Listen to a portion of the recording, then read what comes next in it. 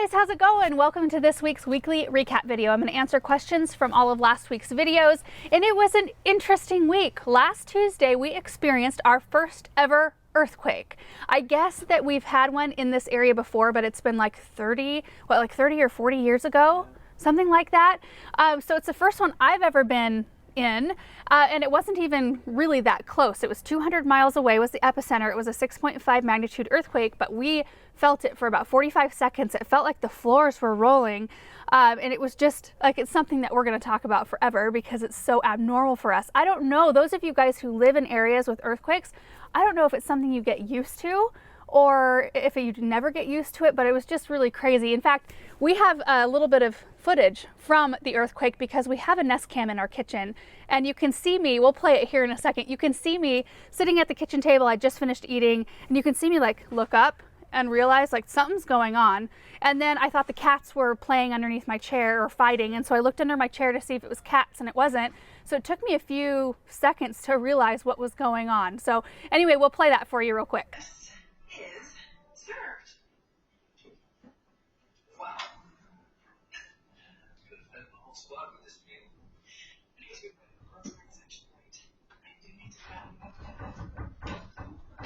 Earthquake, you're in?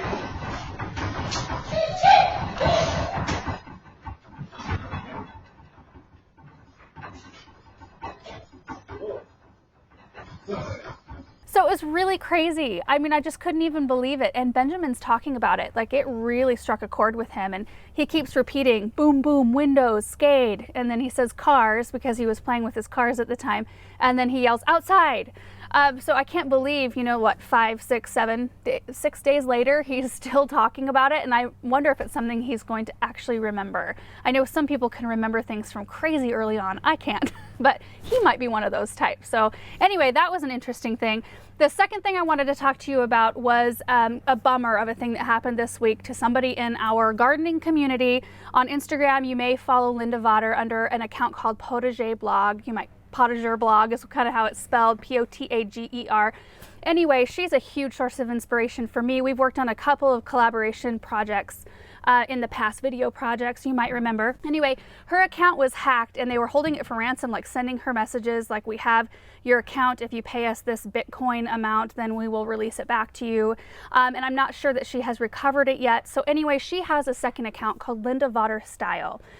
So definitely, if you followed her before, go follow her at that account. We will link it down below. If you haven't seen her stuff online, I would recommend that you follow her because there's, I mean, lots of beautiful things. She specializes in topiary, which you know I really love, but she has like the most topiaries of anyone ever. And so I really love her garden. Anyway, I just wanted to tell you guys that we actually we have contacts at Facebook and Instagram, and so Erin was, you know, messaging our contacts, seeing if there was anything, like if we could bring it to light to somebody that we actually knew, because it's hard.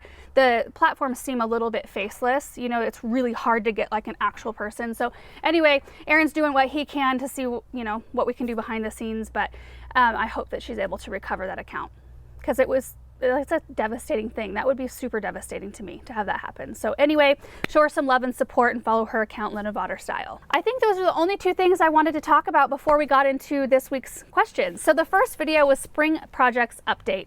And in that video, I just toured you around our property and showed you the menagerie of projects we have going on right now. It seems like all of our stuff, or most of it, happens first thing in the spring when the weather warms up, and we try to get all of those kind of infrastructure projects done, and then we can focus on planting and making them look pretty, hopefully, throughout the rest of the season. So we just showed you like the handful of stuff we've got going on, some of which are done now, some of which are still under construction. So we'll have a lot more updates for you as we go forward. CH said, what's under the brick? So the brick pathway on the west side, and we have done a video on when we put in a brick pathway and when we put in a brick patio or a paver patio at my brother and sister-in-law's house. And so it's very much the same, but what they do is they dig down about 6 or 7 inches. They put a layer of DeWitt Pro landscape fabric down. I don't know, I usually don't do that layer, and so I'm gonna ask him like, why do you do that? I mean, maybe it helps longevity-wise for weeds, maybe it helps hold everything together, but then the next layer is a road mix. So it's like a chipped gravel, sand kind of blend that they put down like pretty thick, and then they compact that down, and then the next layer is like almost like aquarium stones. They're itty bitty stones mixed with a coarse sand. So that's the next layer, and that's the one that they screed or make very, very level and like really pristine looking. That's what they layer the bricks on, and then in between the bricks is like that bonding sand, like gorilla sand. I can't remember what it's called. But anyway, we'll link down below the projects we've done so you can kind of see the different layers. Next question is from Sarika. So many exciting plans. Have you guys thought about rainwater harvesting for your new land? I wish we could do that. I mean, we certainly could. We get an average rainfall of 9 inches, but it's just not enough to make setting up a rainwater gathering system worth it. We rely on water from the mountains. So we're always concerned in the winter about the snowpack in the mountains and whether or not it's going to fill the reservoirs and all of that sort of thing. And we've had really I don't know, a really long run of good years. I mean, we had some drought years when I was young. Like, how old were you when that drought hit? 10? Yeah, I remember everybody letting their lawns turn brown. Yeah, but it's been years and years since we had any issue with water, but that's where we rely on. That's what we rely on for water. Kim said, thanks for all the information you provide. I'm very appreciative. That's sweet. You talk about your soil being alkaline. Are you concerned about planting a cutting flower garden in alkaline soil? If so, what are your plans to address it? So what we're planning on doing is I do want to add in, we're going to work up the soil out there. We have to. I mean, there's some people who are like no-till, you know, don't do that. But this ground it looks flat, but it is not. And it has been a gopher haven for a very long time. So we are going to have it cleaned up. Hopefully, I'm hoping this week. We're going to have the rest of the weeds knocked down, and then we are going to work up the soil. Just to help level everything out, because we need to kind of start from square one. And then the cutting flower garden space, I do want to add in some really good compost or manure or something like that. And then I add in biotone every time I plant anything. So I think over the course of a lot of years, adding all of this stuff in, because we add it in every single year or every single time I plant, you really end up with some good soil. It's just about being consistent.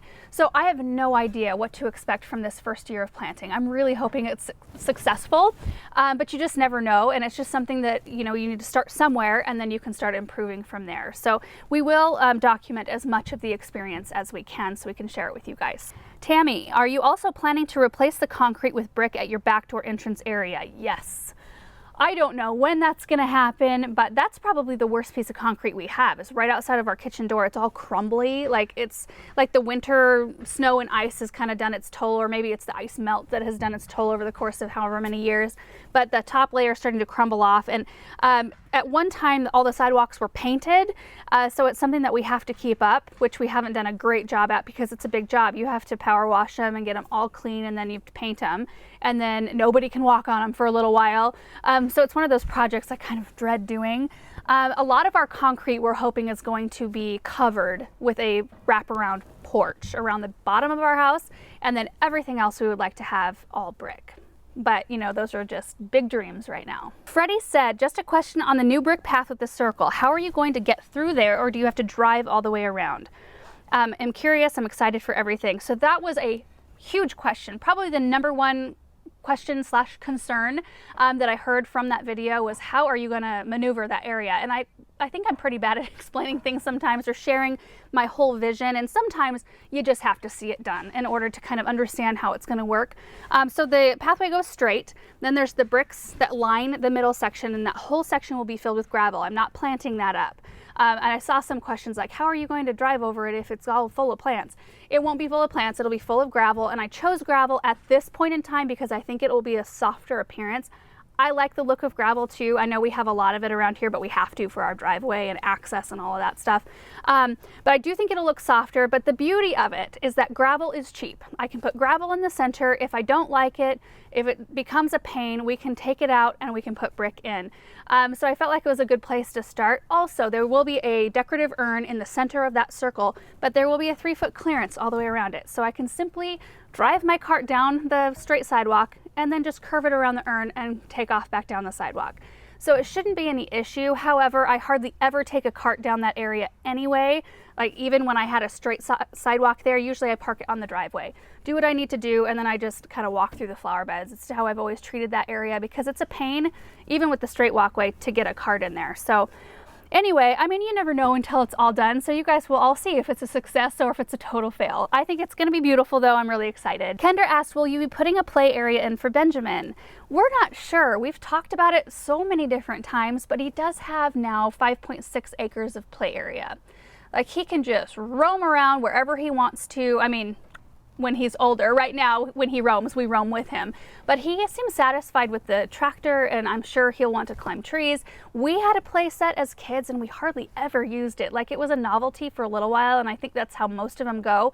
They're a novelty for maybe like part of one season, and then it gets so bloomin' hot that you aren't interested in it anymore, and they don't get used, and they take up so much space, and they're all really ugly for the most part, unless you want to spend big money. There's some beautiful play sets out there, and I had no idea how much they were. We priced one out, and there's no way we're gonna do that, but I don't know, the jury's still out. You know, there's also a really fun playground area at our church. So we have taken him there, and he loves to get, you know, go down the slide and stuff. But then I think it keeps it almost a little bit more fun and more of a treat. I don't know. He has so many toys. We'll see what happens. Miranda said, can you go through the thought process you followed to decide on those Corinthian linden trees? How on earth does one decide on what tree to put where? It seems so daunting to choose a 30+ year lifetime object. It is daunting. It's daunting for me, and I pick out stuff like that all the time. Just the simple aspect of seasonal color has me tied up on many locations, let alone size and texture. You know, I think the best thing for like how I pick out things is I just see it. I see like mature specimens, and I decide based on what those look like, what I want in my garden. Like my parents have Corinthian lindens that are absolutely gorgeous, and so I knew like I want some of those Corinthian lindens. They have the most beautiful yellow fall color, which is my favorite. Yellow and orangish colors are my favorite for fall, and so I knew with the growth habit that those have and the way they look in my parents' garden that I wanted them here, and that's really how I based a lot of my decisions, like my tree decisions, is just seeing things in other gardens. That's my biggest source of inspiration, and then just kind of following what somebody else has done, honestly, in terms of tree choice. Also, when you work down at a garden center and you have to water trees every single day, twice a day sometimes, for years and years and years, I read a lot of plant tags. And so I think just being inundated with that, you kind of are a little bit more aware of what tree choices are out there. I know that's not super helpful for those of you who don't work at a garden center, but you know, visiting garden centers often and a lot, and I know saying that right now is kind of like dangling a carrot because there's not a lot of that going on right now. But once we can, it's just a good idea to go visit garden centers often and just get familiar with stuff. I mean, I remember at the garden center, we'd have people come in every single week, and they would just like have a coffee, and they, you know, not every week would they be buying stuff, but they would just come in and learn about plants and enjoy the, you know, everything around them. And I always thought that that was such a good idea. That was a really kind of vague answer. I'm sorry about that. But yeah, tree choices, it can be daunting, and it is for everyone, I think. You're not alone. Mila says, is it possible the tulips grow low because you planted the bulbs too deep? No. I think the tulips are growing short because we had a very warm, dry spell this winter for a long time. I think that's why I'm dealing with short tulips, but it's weird because it's only pockets. I have the same kind of tulip planted in front of our house. The ones closest to the house are nice and tall and beautiful. The ones that I have planted out in the little islands on the other side of the sidewalk, same exact variety of tulips, and they're like a quarter of the size. So I don't really know exactly what the answer is to that, but I think it's because of the warm, dry spell. Sarah said, I have two questions. Will you have to move your dumpster closer to the new entrance? Also about, what about some trees that bloom in spring to line the driveway? So the dumpster position, I'm hoping we can move it all the way to the very side of the new part of the property and kind of like do the same enclosure so nobody can see it, because it really does help to have it masked by something. But I would love to just have it out of the entrance, either one, like the old entrance or further up down the road. And I think, I don't know, we're figuring out all of that infrastructure stuff right now. And then trees that bloom in spring to line the driveway would be beautiful. Like, can you imagine like a crabapple alley? Wouldn't that be beautiful? That kind of reminds me of Anne of Green Gables. White way delight, I think. It's been a long time. All right, Just Try Project said, what is the history of the piece of property? What was it used for in the past? So the area around our house used to be like 1,000 acres used to belong to the old part of our house, which was built in 1919. We thought it was 1909, but it's actually 1919 was when it was built. So 1,000 acres surrounded it, and it was a sheep farm. And we are fourth owners, and the second owners built on in the 80s. And then, yeah, I don't know, the pasture in front of us, I think, was sheep pasture, and now it's been unused pasture forever. Lenore said, looks great. Can I ask, what are the border pieces you mentioned that are being used with the bricks in your new walkway? Is their purpose to keep the bricks in line so they don't move? Yes. They're just border pieces. They're heavy duty black plastic that have one side that's solid and one side that comes out that has little holes where you can put metal or plastic pins. The professionals use metal pins. You can get plastic pins and those border pieces like at Home Depot too. And I've used those in the paver patio project that we did. And it's just to keep everything nice and straight and keep all the bricks in place so they don't slough off on the sides. Just a little extra support. Okay, I feel like I spent a lot of time talking on that first video. We still have like 4 videos to get through. Next one was planting a part shade container for our front porch. I put together some gorgeous plants in a new aqua pot from Proven Winners, so we're gonna try that out. Star said, can I plant a zone 4 heuchera in zone 3 and just pile it full of dead leaves in the fall to make it survive the winter? You can. There is no guarantee it will survive though. I planted Agapanthus here though last year in the ground, zone 7. We're typically a zone 5. I think they're moving us to a zone 6. Either way, it survived and it's coming back right now, which is so exciting for me.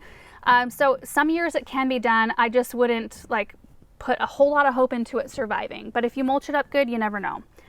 Twinkle said, what are your thoughts about self-watering pots with a wick indicator, which lets you know the water level in the reservoir, saving the pot from overflowing, also lets us know when it's time to water again? Have you ever tried any of those? So the type of indicators I have experience with are floats, and that's what was in the True Drop containers that we had along our fence line before. The problem with them is that, and the reason why there isn't any in the aqua pots yet, is there's nothing really that great out on the market as of yet.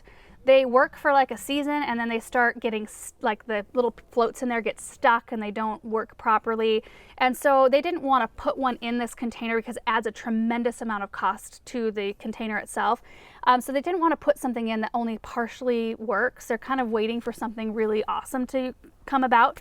But the floats have worked in the past. You know, the thing though that I kind of end up relying on is the weight of the pot. And I don't know how it's going to be with the aqua pots. With the plastic True Drop pots, I could definitely tell because I could rock the pot and I could tell like this one needs water. It's feeling really light. So I don't know if it's going to be the same with the aqua pots. It's just going to have to be an experience thing for me to let you guys know. The Delta Crafter said, with these aqua pots, how do you know how much water is left in the reservoir? Do you just have to let the plants dry out and show you that more water is needed? Do not let the plants dry out. Don't let that be your indicator. But at this point, I don't really know how to tell them how much water is left in the reservoir. Like I said before, I'm going to try to get used to the weight of the pot and kind of know based on that if I need to water. And you could just make it a weekly chore, you know, a weekly thing to go out and fill up the reservoir. And that way, I mean, it's still better than watering every single day, but that way you know that the reservoir is always topped up. And then that brings me to Lori's question, who said, what about using, or it wasn't a question, it was a suggestion, what about using a dipstick? Mark a dowel rod at the full mark and then check that instead of bending over to fill the hole while filling. Mercy. Anyway, I think that's a great idea. So before you even plant up the container, put a dowel down in that and mark it where, you know, the reservoir is, the top of the reservoir is, so that once it's all planted, you can stick that down through the water hole thing, and then you can see how much water soaks into the dowel and where the water line is. I think that's a really good idea. Lisa said, I've been watching your videos for a while now and also try to support your sponsors and watch your ads. Thank you for that, Lisa. Can you control which ads play? So I just wanted to answer that quick because I've seen that comment a few times, because sometimes they put political stuff or whatever, or scary trailers, which I hate.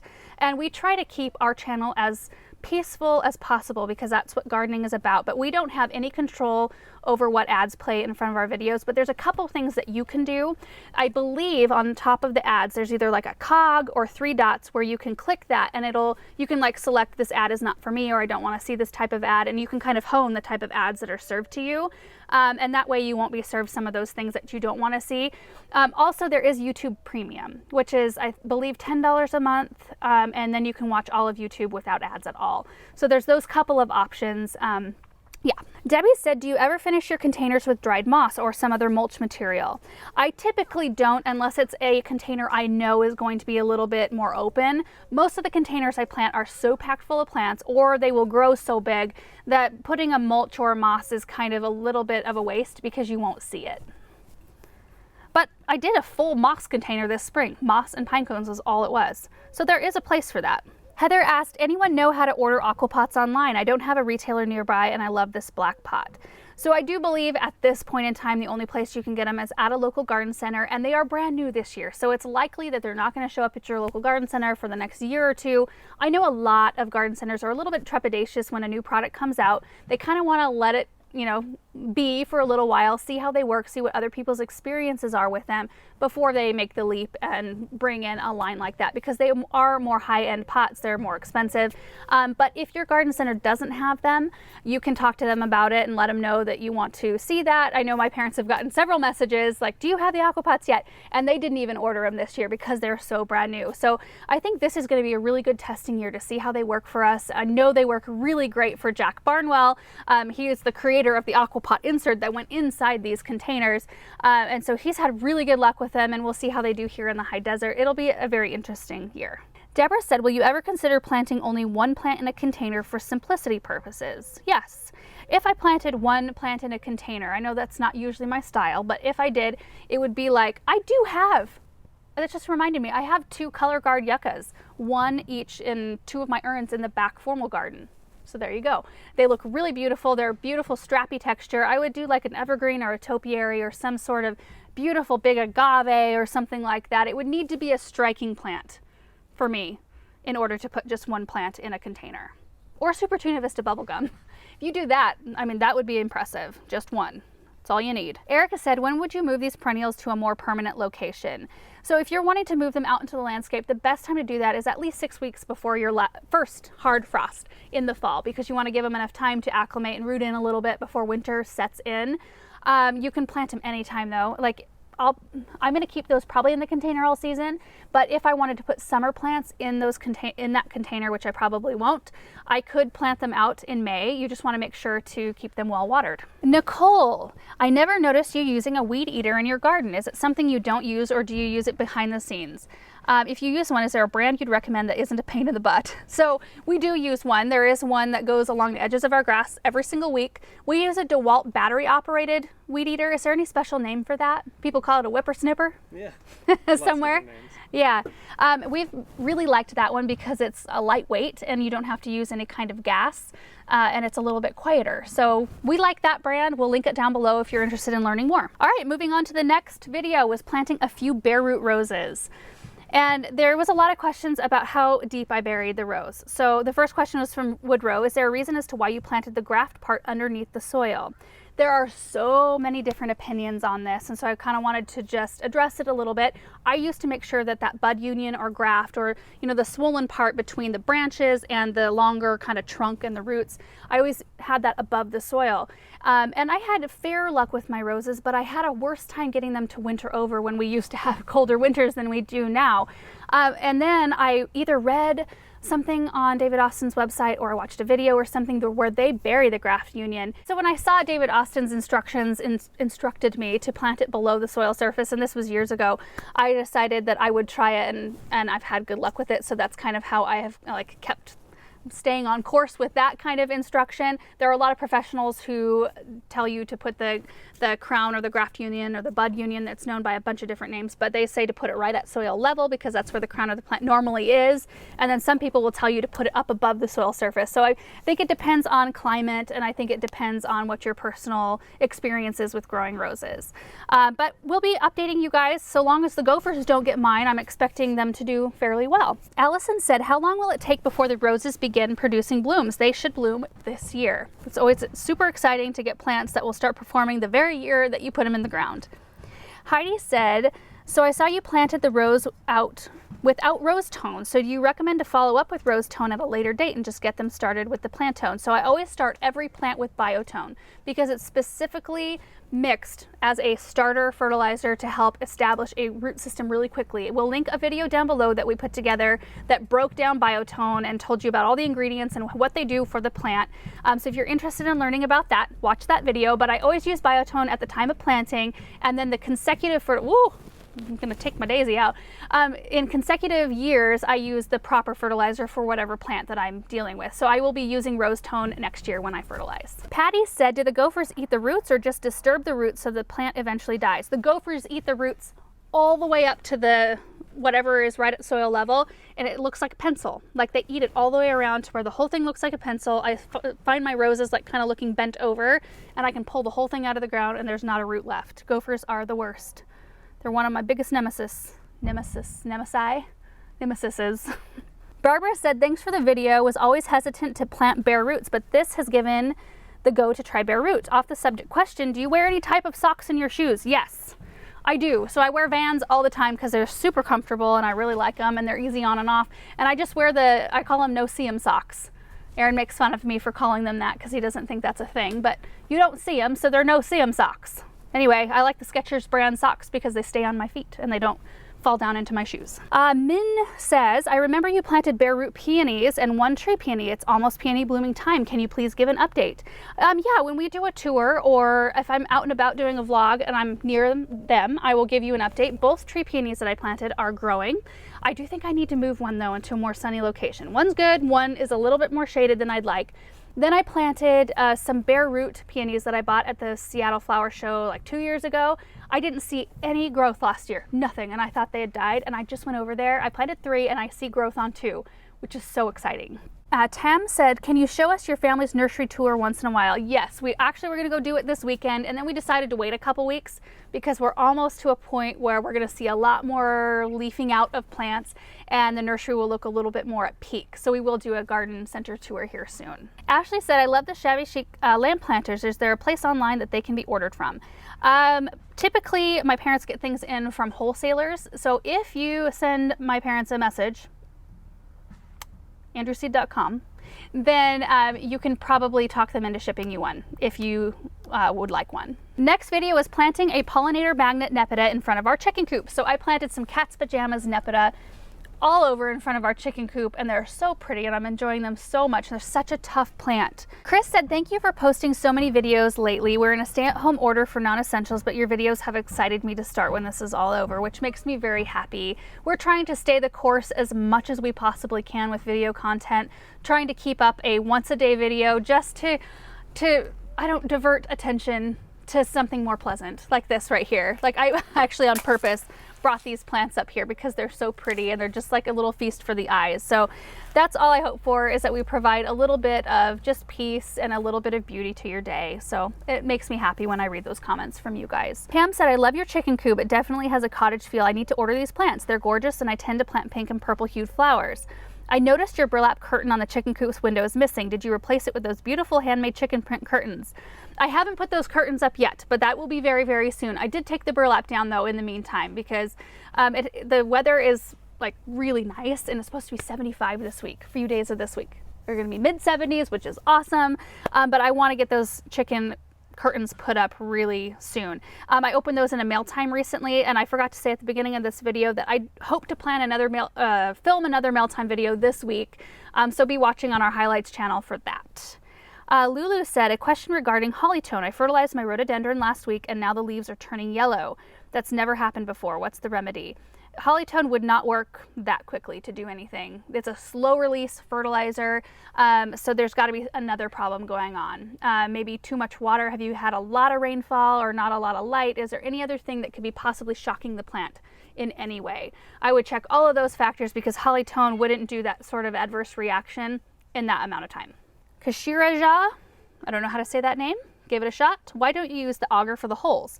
So I didn't in this location because the auger does make for quick digging, but it also makes a little bit of a mess. And I really did not want to kick a bunch of soil all over my other plants and into the gravel. There's like a time and a place for the auger when we're doing the big arborvitae projects where we're planting just a huge row and there's not a lot around. It's perfect for that. But in this case, the shovel is pretty quick and it's a lot cleaner. Critter Girl said, does this variety of catmint spread? How aggressively? This one does not spread aggressively. It's like more of a clumping perennial. So I am not seeing, like I planted some last year. Of course, it didn't do a whole lot. It's just kind of like sitting there last year looking beautiful. But from what I have learned about this variety, it is not something that will spread aggressively.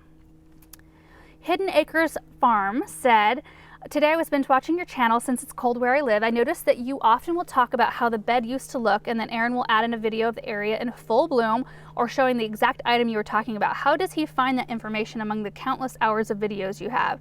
Possible future bloggers want to know. Is it because you tag everything, Aaron? He needs to answer this, I'm not sure. Aaron just said that he and Ken are just really good at organizing footage, and they have everything time stamped, and they have a ton of hard drives, and they just make it a point to keep everything really well organized. If I was in charge, it would be a total mess. Jaime said, do you know if this nepeta will flop over when it reaches full size, like after a heavy rainfall, similar to Russian sage? It should not. That's the beauty of these smaller varieties, and they're also a lot stronger usually than traditional varieties, the older varieties. They've been bred to be like just tougher plants, and then of course the smaller ones just don't tend to do that anyway. Mark said, I love the rooster sculpture. Where did you get it? So Stephanie, one of our viewers, actually called the garden center because I showed it in a video, and I said that I really thought it would be cute to have our resident rooster needed to be concrete and not an actual rooster, so that'd be kind of perfect to put in front of our chicken coop. And I didn't end up buying it that day, so she called down and bought it for me, and it was just sitting there waiting for me with my name on it when I went down to the garden center next, which was just so sweet. Okay, last video. Oh my goodness. Making a miniature garden out of things you already have on hand. So the challenge of that video, because I think it's a great idea. Last week I talked about doing a dollar store fairy garden challenge, but we can't do that yet until, because that's not the kind of stuff I want to go out and shop for. I mean, I'm going out and getting groceries, and that is it right now. So we will put that one on the back burner until we are free to go out and do those sorts of things. So the challenge was to use only things that I had here. Like, don't buy any plants, don't even use any potted plants. Like, go out into your yard and figure out what you've got out there that you can use. And I've actually received a few pictures from a few of you who have done the same thing, and you went out and challenged yourself to put together something from your own garden, which is just the sweetest thing to see. But it was a really fun project. First question, if you don't have popsicle sticks, lots of little branches will work too, or even rope twine, or I don't know how to pronounce the last word. Hessian? I should probably know what that is. Coffee would work to stain the popsicle sticks too. This is a very, very cute. How the heck did you manage not to burn your fingers with the glue gun? So all those suggestions are great, and Aaron and I talked about the rope, or like wrapping the container, or the Rubbermaid container with rope. I think that would look really great. Sticks would work great. All of that's awesome. I did not burn my fingers one time, and I didn't think about that until you said that. I thought back and I'm like, that I was actually making some fairly intricate things, and my fingers are not super, I have gardener hands, and I'm always a little bit like, when we do close-up videos that highlight my hands, I'm like, well, I mean, it is what it is. I'm not going to try to hide it. So my fingers are not like the most dainty, and so creating those kind of things, I usually burn the crap out of my fingers, and I didn't burn them one time. So yeah, success. Christine said, I love how many gardeners, including Aaron, rise and shine so early in the morning. Thanks for uploading these first thing in the morning to get us started off to a great day. So we can schedule when they are published. Oftentimes when they're published, we are still asleep. We are night owls. Like, we go to bed at anywhere from midnight to 2 in the morning sometimes. And so I love mornings too, and I used to be a morning person, but I think since Benjamin was born, we've shifted a lot of our work time, or even just like wind down time, to after he goes to bed, because, you know, in the evenings we hang out with him. We don't do any work. We play with him, we go outside and go on walks, we do all that sort of thing. And so we're not working in the typical hours that we used to work. We used to be able to get things done a lot earlier. So now our days have just shifted, and we stay up so late that oftentimes when the videos are up, we are out still. Mary said, I have an odd question. What makes a weed a weed? Is it in the eye of the beholder? Is it due to being invasive? I find some flowers on weeds to be very pretty, so it just got me wondering. And I think that you're right, that it's most of the time because they are a nuisance plant that will take over and spread, and or they have something really bad about them. Like, we deal with bindweed really bad. It's a type of morning glory, and it just, like, it strangles plants, and it just spreads like wildfire. We also have goat heads. Puncture vine is another name for it, that if you let those go, they create those puncture weeds. They look like a torture thing. Anyway, they puncture tires, and they like do not add any beneficial thing to our lives. So those are definitely weeds. There's other things, like some people like to let dandelions grow because they do have a pretty flower. They are edible. There are some good things about them. So I think some of it's in the eye of the beholder, and some of it's just because they're invasive and they're not necessarily like great to have around if you're trying to like have a really pretty tidy landscape. They can be a little bit of an issue in that case. Both goodies said, Laura's eternal dilemma, to paint or not to paint, and that is so true. I labor, that's the right word. I labor over that decision all the time because I'm like, you know, if I paint it, it might ruin it. So a lot of times I just have to just go for it and just come what may. I mean, it's just stuff in the end. It doesn't matter. It doesn't, like, you know, if the pots I painted in front of the black looked really bad after I got done with them, like, it's not going to affect anybody's life. So the stuff that I'm dealing with, like, I don't know. That's kind of what I have to think every time I tackle a project, especially if it's a bigger one like the pots in front of the barn. Like, it's okay, it doesn't matter, it's not gonna like adversely affect anyone's life if it doesn't turn out, except for my eyes when I have to look at them. But I do like how those turned out. That was a really fun one. Next question, did you ever settle on a favorite preferred garden hose? I feel like we're burning through them and can't get decent quality. Any suggestions? Yes, I will link a video down below where we broke down some different types of hoses that I have used in the past. Right now, my favorite is a Gilmore brand. It's 5/8 inch diameter. If you get any bigger than that, they get a little bit too heavy and cumbersome for me. If you get any smaller, the water doesn't come out as much as I want. The flow is not as great. So 5/8 inch seems to be really nice. I like the gray color because it blends into the landscape, and I'm not having to replace hoses like I used to. Also, with this one, it's comfortable on my hands. Like, it's just very smooth, and if it ever kinks, you can like just shake it or pull it and the kink comes out. So I find them very easy to use and not as frustrating as some of the other hoses I have tried before. And the very last question is from Brandon. In a video, I believe a year ago, you had purchased 2 tall trees that you intended to grow into an arch.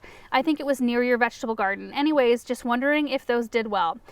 I think what happened, so I did buy those trees. They were a type of hornbeam, I think. Can't remember. I wanted to train them into an arch going into our back formal garden, and I think what made me wait was because I wanted to get 2 more exact ones because we've got 2 openings back there. So I was waiting to plant the 2 to see if I could get my hands on 2 more. The longer I put off a project, the more my mind changes. So I ended up giving those 2 trees to a friend who planted them in their yard. They're at a better home and they're probably a lot happier because they're out of their plant cans. But yeah, that's what happens to me. I can't wait on projects. I have to just do things like right now. And a lot of times, like, our videos that we do are not planned. I mean, we'll have maybe an idea like, well, this year we kind of want to do these projects, but like daily videos, like this afternoon, I don't even know exactly what I'm going to be filming this afternoon, but I know I'm going to film, and I operate so much better that way, and I am more excited about things that way. If I have to think too much about something, then it loses its allure to me. I don't know. However, I've had to get a little bit better about planning, like in general, like in generalities, like not in specifics and specific videos, because we have to put in our plant orders so early. Like usually November, December, we have all of our plants ordered for the year. Like these were ordered first part of December, and that's why I have them right now, and I haven't been really set back by everything that's going on right now in terms of shipping, because everything was already a go. Everything was grown. I got everything super early before everything hit the fan. And so I have had to get a little bit better about it, but yeah. So I think that's it for today. Thank you guys so much for all the comments and questions this week. I really do hope that you all are hanging in there and making the most of your days. And I hope you're able to get out and tackle some of your garden projects, even if it's just like hanging out in your garden and just soaking it in. So anyway, hope you all have a really great week, and we will see you in the next video. Bye.